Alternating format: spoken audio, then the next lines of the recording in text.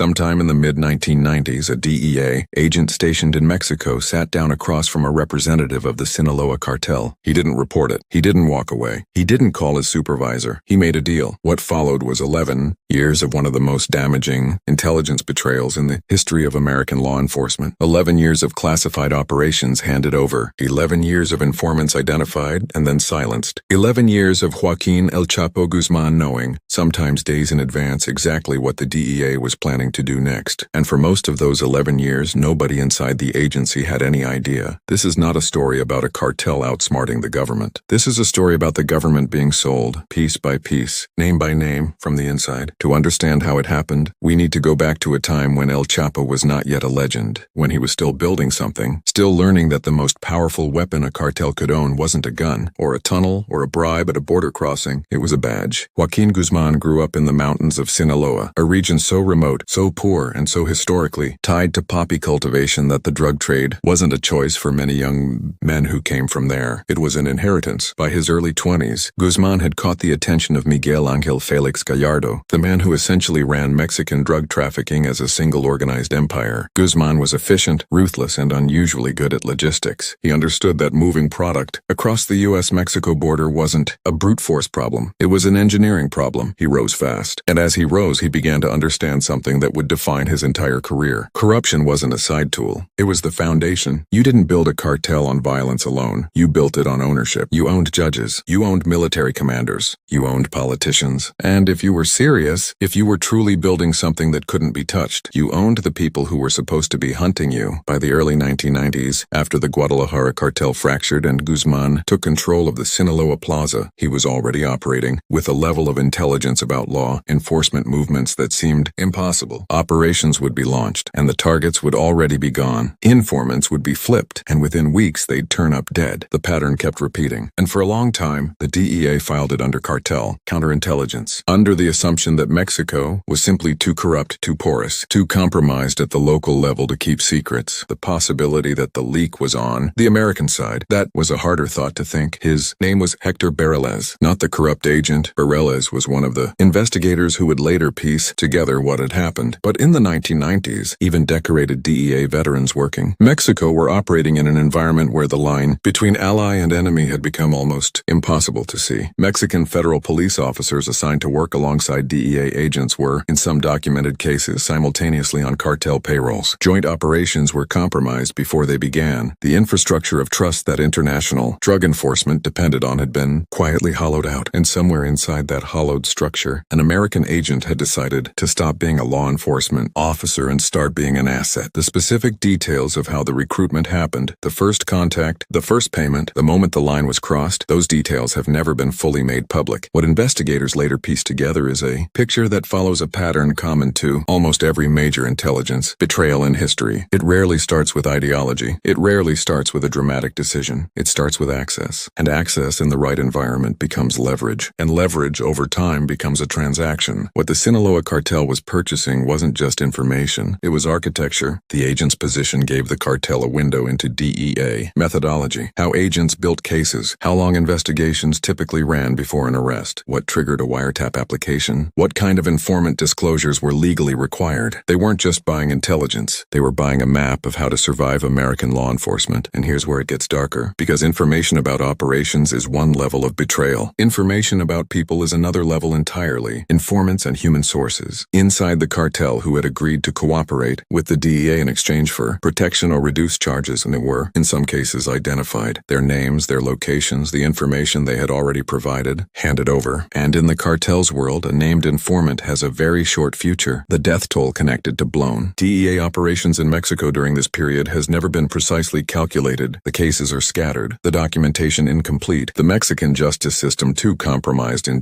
many jurisdictions to produce reliable records. But investigators who worked the region during the 1990s and early 2000s speak about a body count that shadows this story without ever being fully counted. Every name that was handed over, every operation that was quietly warned about, every arrest that didn't happen because someone made a phone call first. The damage compounds across 11 years in ways that can't be fully measured. And through all of it, El Chapo kept moving, kept building, kept disappearing when he needed to. In 1993, he was captured in Guatemala and extradited to Mexico. He was convicted. He was sent to Puente Grande, a maximum maximum security prison in Jalisco State. He was supposed to be contained. In 2001, he walked out, allegedly hidden in a laundry cart. The full story of that escape has never been fully told either. What is known is that it required cooperation from inside the prison at multiple levels. Guzmán didn't escape despite the system. He escaped because he owned enough of it. He went back to Sinaloa. He went back to work. And somewhere in the background of all of it, the intelligence pipeline was still running, but the real twist was still coming, because it wasn't the cartel that ultimately exposed what had happened. It wasn't a rival informant. It wasn't a whistleblower inside the DEA. It was a trial, and the testimony that came out of it would force the United States government to confront something it had spent years avoiding: the question of how many of its own people El Chapo had been paying. The trial of Joaquín Guzmán Loera began on November 13, 2018, in a federal courthouse in Brooklyn, New York. It was supposed to be a victory lap, the culmination of decades of pursuit. The most wanted drug lord in the world, finally sitting in an American courtroom, finally facing American justice. The prosecutors had a mountain of evidence. They had witnesses. They had financial records. They had surveillance. What they did not fully anticipate was how much the defense was about to put on the record, because El Chapo's legal team had a strategy, and that strategy was not simply to defend their client. It was to expose the environment their client had operated in, to show the jury and the world